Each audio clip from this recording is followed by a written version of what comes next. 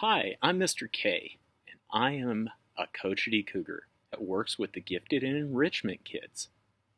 When kids come to my classroom, they know that there is one goal that rules over all others. Drive is that goal.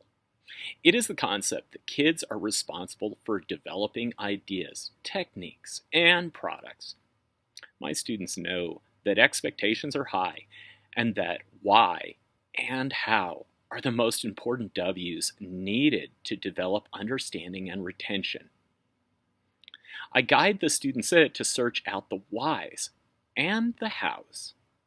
In doing so, they become active learners that are engaged with the world.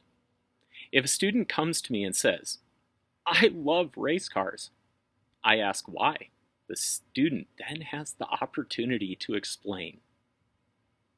Then I ask them, how are you going to develop your love of cars into a project in the classroom? We dig into our drive chart of skills and techniques to develop a love of cars into a work of technological art. The hows and the whys motivate us all. Thank you.